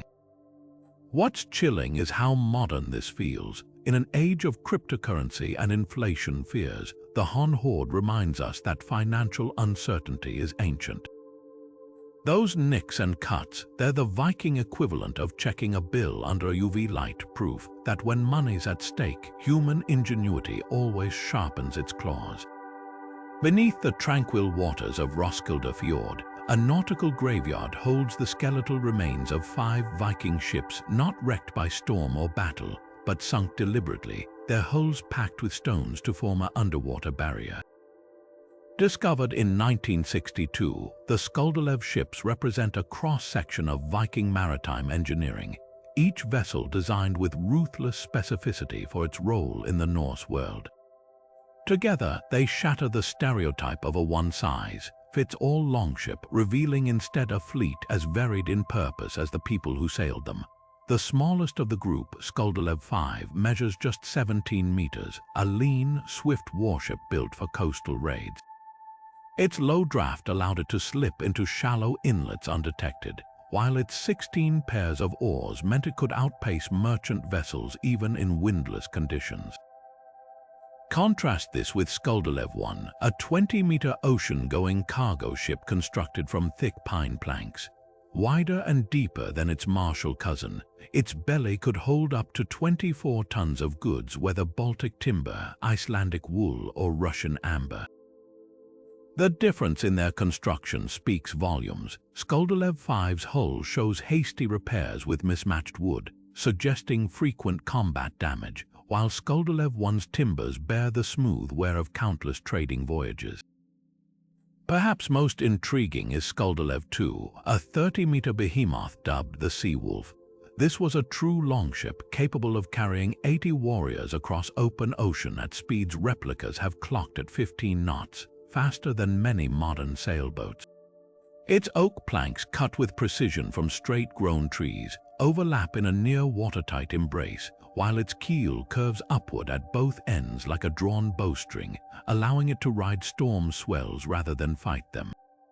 When researchers built a full-scale replica, the Sea Stallion of Glendalough, they discovered something astonishing. Even fully loaded, the ship could be beached effortlessly by its crew, validating saga accounts of lightning-fast coastal assaults. But the Skulderlev cache isn't just about warships. Skulderlev 3, a 14-meter coastal trader, represents the backbone of Viking commerce. Its design prioritizes cargo space over speed, with a rounded hull ideal for navigating Denmark's winding fjords. Meanwhile, Skulderlev 6, a hybrid fishing and whaling vessel, sports a uniquely reinforced prow, likely for ramming ice floes during Arctic hunts. The diversity proves Vikings weren't just raiders, they were pragmatists who tailored their technology to every challenge the sea could throw at them. What truly brings these ships to life are modern replicas. Beyond the Sea Stallion's transatlantic voyage, replicas of Skulderlev 1 and 3 have demonstrated how Viking traders could sail with just 5 crew members. Their square sails expertly angled to tack against the wind, a technique once thought impossible for such vessels. Archaeologists even found traces of fish oil and pine tar in the original ship's seams, leading replica builders to recreate these waterproofing methods with startling success. When smeared between planks and heated with torches, the mixture melts into an elastic sealant that still holds fast after months at sea. The ship's final act, scuttled to block invaders from reaching Roskilde, adds poetic symmetry. In death, these vessels fulfilled one last martial purpose, their bones forming a submerged wall to protect the very kingdom they'd helped build. To stand in Roskilde's Viking Ship Museum today, surrounded by their painstakingly preserved remains, is to witness not just warships or traders, but the floating DNA of an era. Each hull a masterclass in form-meeting function, each design choice whispering across centuries about the people who knew the sea as both road and battlefield. Carved into a palm-sized piece of bone, the Sigtuna amulet hides a puzzle that has baffled scholars for decades. a grid of runes arranged not as words but as numbers, forming what medieval Europeans called a magic square. Discovered in Sweden's ancient town of Sigtuna, this 11th century artifact presents a flawless 3x3 grid where each row, column, and diagonal adds up to 15 when converted to numeric values. At first glance, it resembles a simple game or mathematical exercise, but the precision of its craftsmanship suggests something far more potent, a talisman where numbers and runes collide to harness unseen forces. Magic squares weren't unique to the Viking world. They appear in Chinese, Arabic, and Indian traditions as symbols of cosmic harmony, but the Sigtuna amulet adapts this concept to Norse spirituality. Each rune corresponds to a number, Fehu as 1, Yoraz as 2, and so on, transforming the square into a web of interconnected meanings. Some researchers believe it served as a cryptographic tool, encoding messages or names by substituting runes for numbers. Others argue it functioned as a numerical shield, its balanced sums symbolizing stability in a chaotic world. Imagine a traveler tracing the grid with their thumb before a journey, each perfect 15 a whispered plea for equilibrium against storms, bandits, or malevolent spirits. The amulet's protective role gains credence when compared to similar finds. In Norfolk, England, a lead tablet from the same era bears a nearly identical magic square alongside curses aimed at thieves, proof that these grids blurred the line between mathematics and magic. Even more telling is the Canterbury Charm, an Anglo-Saxon artifact pairing a magic square with explicit invocations to ward off fever. The Sigtuna amulet lacks such blatant spells, but it's where patterns suggest frequent handling, as if its owner rubbed it during moments of peril or uncertainty. What sets this artifact apart is its fusion of foreign and native traditions. The magic square's structure likely arrived in Scandinavia via Islamic scholars or Christian monks, yet its execution is undeniably Norse. The runes aren't mere placeholders, they're deliberate choices, with Thurisaz often linked to giants and chaos, strategically placed opposite Algiz, a rune of protection. This wasn't haphazard, it was numerology tailored to Viking cosmology, where balance wasn't abstract but a matter of survival. Modern experiments reveal even deeper layers. When replicas of the amulet are placed near compasses, some claim the metal needles tremble, likely due to trace minerals in the bone, but to a medieval mind, such phenomena might have confirmed the object's power. Whether the amulet truly influenced the physical world matters less than what its believers thought it could do. In a society where runes could raise the dead or sink ships according to sagas, a grid that locked harmony into place would have been priceless. The Sigtuna amulet's legacy lingers in the quiet persistence of superstition. Even today, athletes scribble lucky numbers on their gear, and investors chase numerical patterns in stock markets. We still crave order in chaos, just as the amulet's creator did. To hold this artifact is to touch humanity's timeless longing, not just for protection, but for the illusion of control, meticulously carved into bone, one rune at a time. Buried beneath a nondescript English field for over 1,000 years, the Vale of York hoard erupted into modern consciousness in 2007, when a metal detector's beep revealed not just treasure, but a time capsule of chaos and cultural collision. This dazzling collection, 67 objects including coins, jewelry, and hacksilver, doesn't belong neatly to Anglo-Saxons or Vikings, but to the messy reality of the Danelaw, where Norse and English worlds bled into one another. At its heart lies the star of the show, a gilded silver cup from the Carolingian Empire, its once pristine surface now crumpled like discarded parchment. This wasn't accidental damage. The cup had been forcibly flattened, likely to reduce its volume for easier transport or melting down. Such pragmatism speaks volumes about the Vikings' relationship with beauty. Even the most exquisite art was just raw material when silver was at stake. The cup itself is a masterpiece of 9th century Frankish craftsmanship, adorned with intricate vine scrolls and animals so lifelike they seem to writhe under the gilt. Its presence in a Yorkshire field underscores how far Viking trade and raid networks stretched, from the palaces of Charlemagne's descendants to the muddy outposts of conquered England. But the hoard's true fascination lies in its contradictions. Nestled beside the Continental Cup were coins stamped with the name of the Islamic Caliph al-Muqtadir, their Kufic script still legible despite being clipped into halves and quarters. These dirhams, likely minted in Baghdad, circulated through Russian river routes before ending up in English soil, a testament to silver's relentless northward flow. Metallurgical analysis reveals even deeper layers. Many ingots in the hoard contain trace elements matching Central Asian ores, proving they were reforged from melted-down dirhams. One particular bar bears nicks from testing each gouge, a silent record of Norse merchants verifying purity before trade. The hoard becomes a ledger of economic alchemy, Islamic silver transformed into Viking bullion, Frankish art reduced to Anglo-Saxon scrap, all swirling together in the cultural whirlpool of the Danelaw. What's missing tells its own story. Unlike the opulent Hun hoard, there's little personal jewelry here, mostly fragmented wealth, ready to be weighed and traded. This wasn't a family's heirloom collection, but a merchant's reserve or a warlord's emergency fund, buried hastily during one of the Danelaw's frequent upheavals. The absence of Christian symbols is equally telling. While some contemporary hoards mix Thor's hammers with crosses, the Vale of York artifacts reflect a pre-conversion mindset where economic power trumped religious branding. Modern replicas of the flattened cup demonstrate how it might have looked before its Viking encounter, its curves restored, its animals prowling in golden relief. To see it both ways is to grasp the hoard's central paradox, a trove that simultaneously celebrates artistry and obliterates it, a treasure chest where cultures didn't just meet, but melted together in the crucible of history.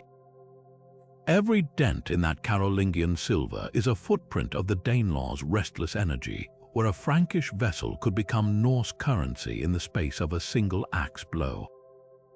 Rising from the windswept cliffs of Erland like a weathered sentinel, the Rök Runestone carries a message that still chills the blood, a stark warning etched in granite about the perils of the Baltic Sea.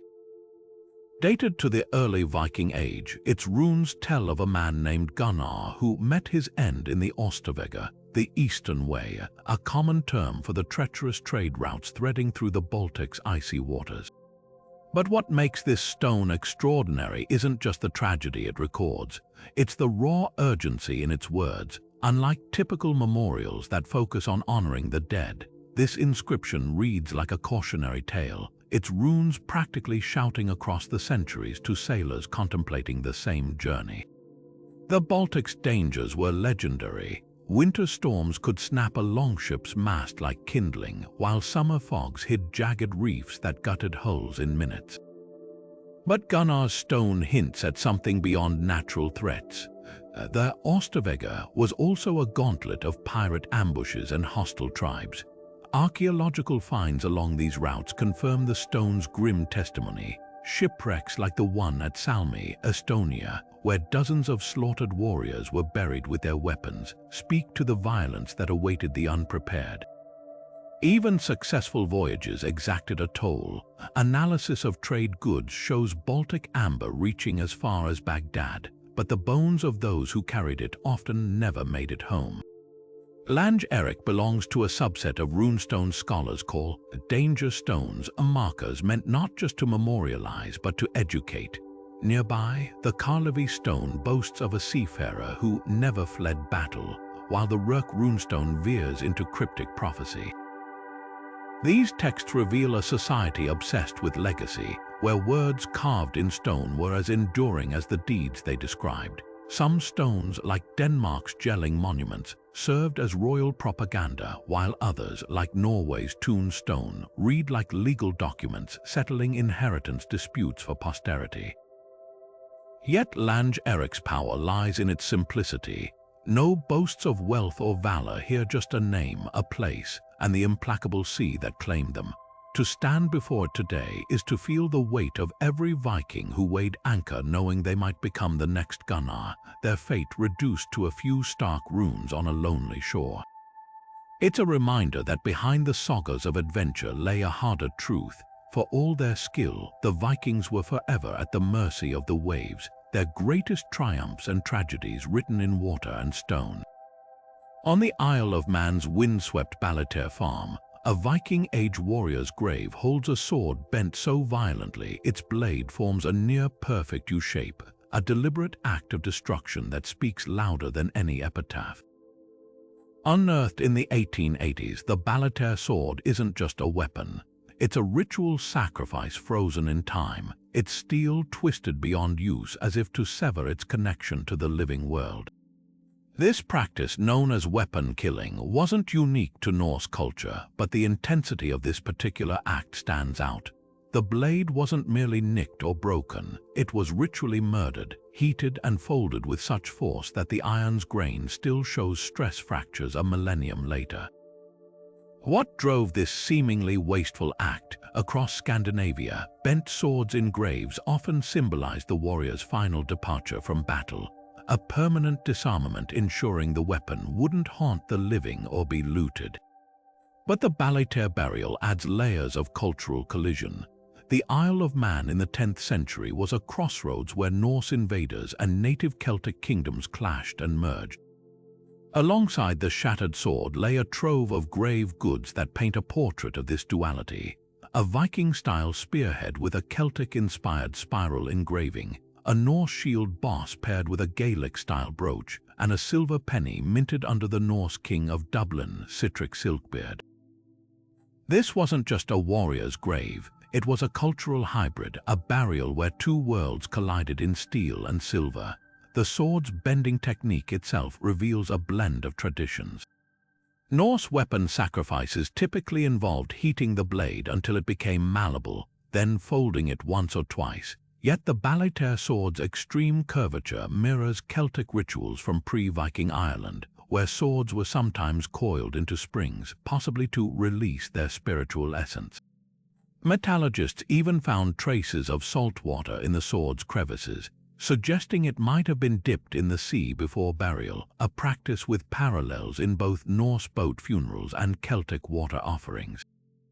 Then there's the grave's dark secret. The skeletal remains showed signs of violent trauma, including a skull fracture, but more chilling was the discovery of a second skeleton beneath the warrior, a young woman with a slashed throat, likely a sacrificial attendant. This grim detail echoes Norse send-off customs, where servants or thralls were sometimes killed to accompany elites into the afterlife. Yet the placement of her body, curled at the warrior's feet rather than beside him, hints at possible Celtic influences where human sacrifices were often positioned symbolically to denote servitude in death. What emerges isn't a tidy cultural divide but a messy, lived reality. The Balliter warrior, whether a Norse settler adopting local customs or a Celtic leader emulating Viking rites, was laid to rest with the trappings of both worlds. His sword's fate embodies this fusion, a Norse weapon subjected to a gesture that would have felt familiar to Celtic onlookers, its destruction a universal language of reverence and release. To study this grave is to witness identity being forged, not just in life but in death, where steel and tradition were bent but never broken. Buried in the soil of Frösön Island, where Sweden's northern forests meet the frigid waters of Storsjön Lake, lies an iron ring so massive it seems forged for a giant. Measuring nearly a foot in diameter and weighing over 10 pounds, the Frösön ring isn't just a relic, it's a thunderclap from Scandinavia's pagan twilight. Dated to the late 11th century, this crude yet imposing band was no mere decoration.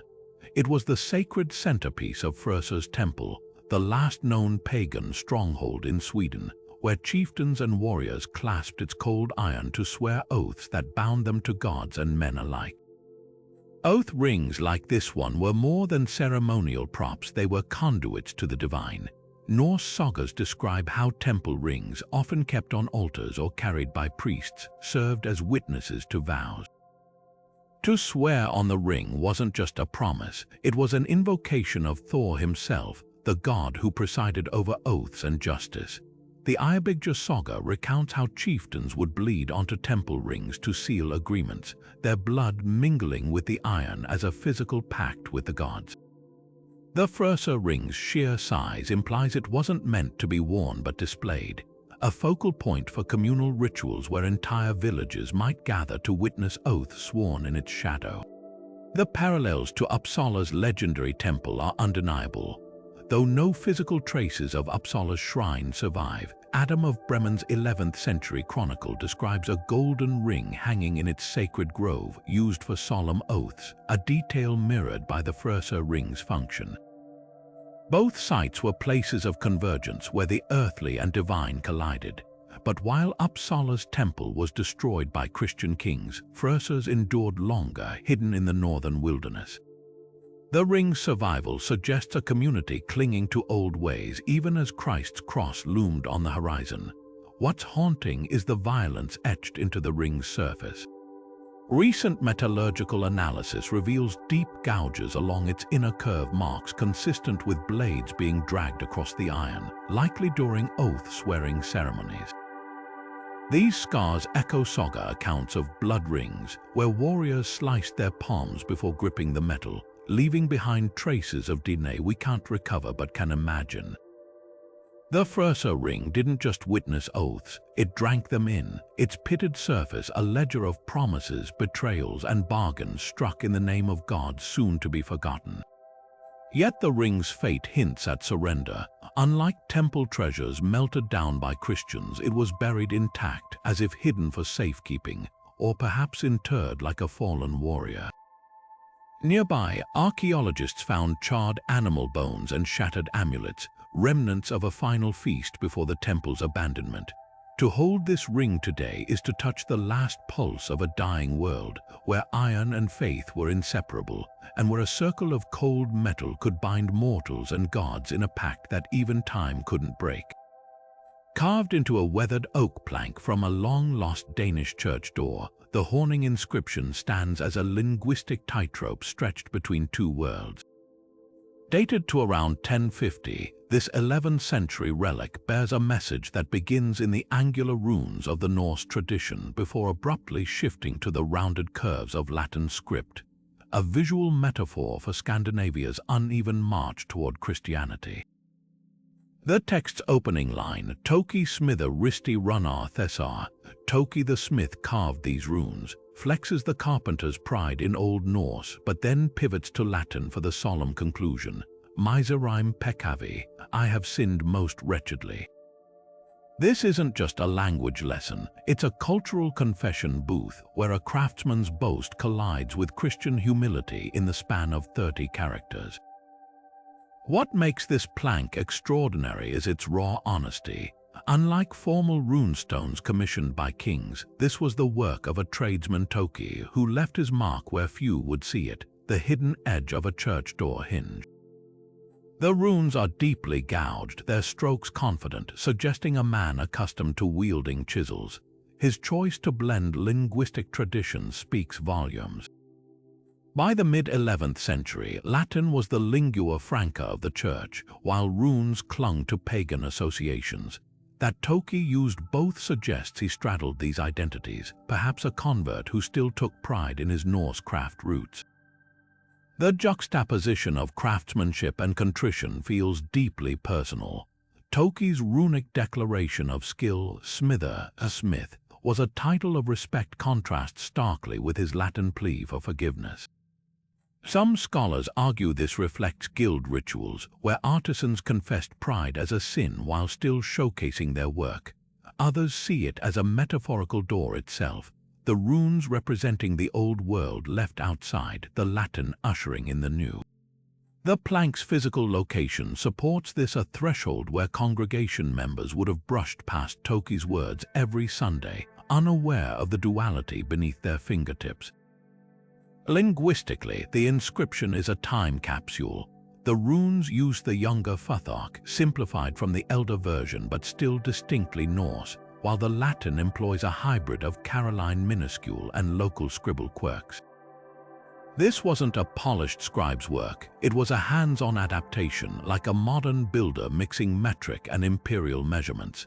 Even Toki's name hints at cultural blending, a Norse diminutive Toki from Thorketil, Thor's cauldron, etched beside a phrase from Latin liturgy. Modern conservators discovered something poignant beneath the surface. Microscopic traces of red pigment linger in the rune's grooves, while the Latin letters show remnants of black, a possible visual segregation of the sacred and mundane. The door itself, long since rotted away, was likely made of locally felled oak, its grain now fossilized in the plank's warps. To hold this fragment is to touch the very texture of transition, where a smith's signature became a silent prayer, and where two alphabets met not in conflict, but in the quiet resolve of a man who carved his contradictions into history. Beneath the shadow of Repton's Saxon church in England, a mass grave yawns open, a silent testament to the winter of 873, when the great heathen army carved its name into history. Excavated in the 1980s, this grisly pit held nearly 300 bodies, their bones tangled in a chaotic embrace that spoke of hasty burial and relentless violence. At its heart lay one skeleton that still sparks debate: a warrior buried with a Viking battle axe, his femur split by a blade, his skull shattered by a blow so brutal it left indentations matching the shape of an Anglo-Saxon war hammer.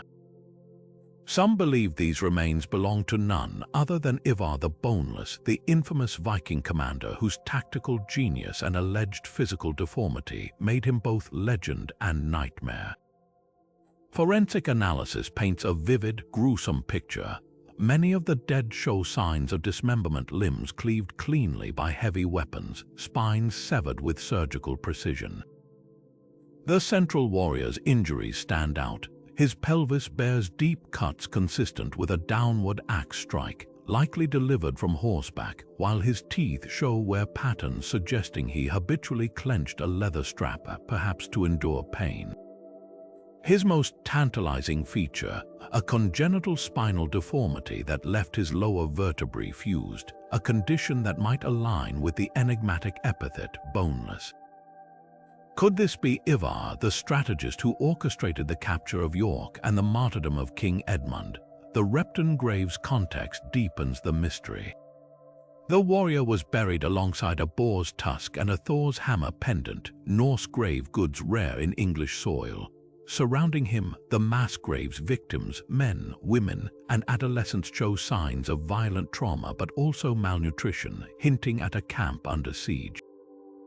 Isotope analysis reveals many weren't Scandinavian but local Anglo-Saxons, possibly slaves or captives executed during a ritual cleansing of the site. The warrior's placement suggests reverence or fear.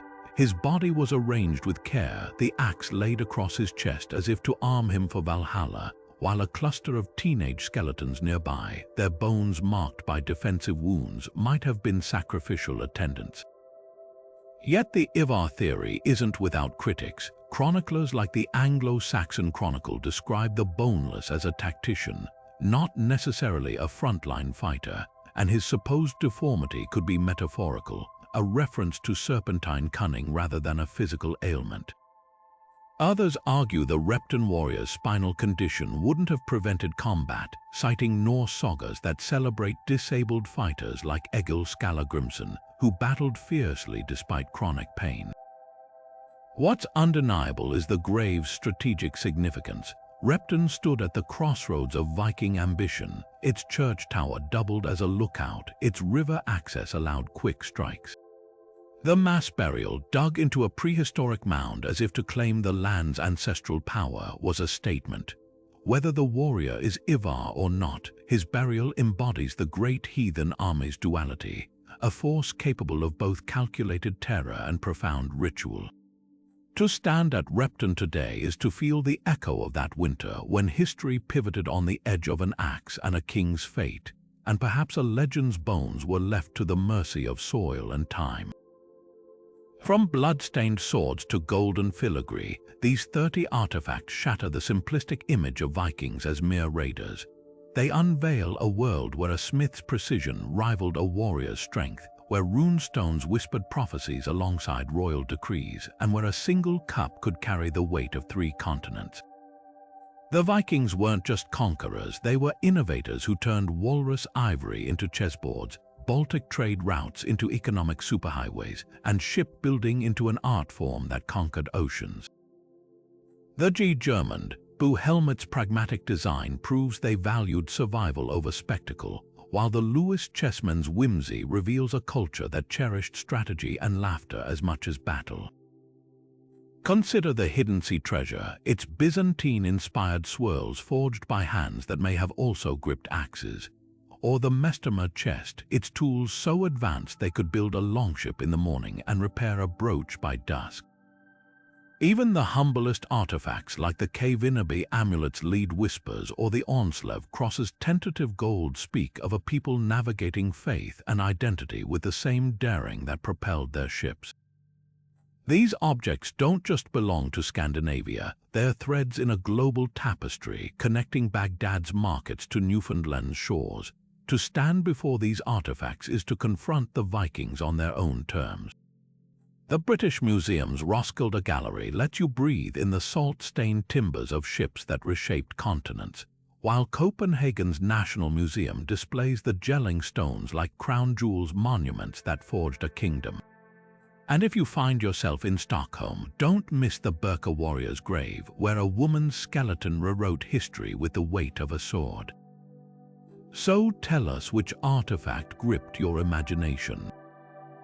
Was it the cursed Tyrfing sword, its name echoing through myth and metal, the Rök Runestone's riddle still unsolved after 12 centuries, or perhaps the Oseberg ship's serpentine curves carved by artists who knew the sea as both muse and menace? Drop your favorite in the comments, and if you've seen any of these treasures in person, share the moment they came alive for you. Because history isn't just in books, it's waiting in glass cases under museum lights where the past reaches out and pulls you into its current. Don't just watch the Viking Age, touch it, question it, let it surprise you. The adventure's far from over.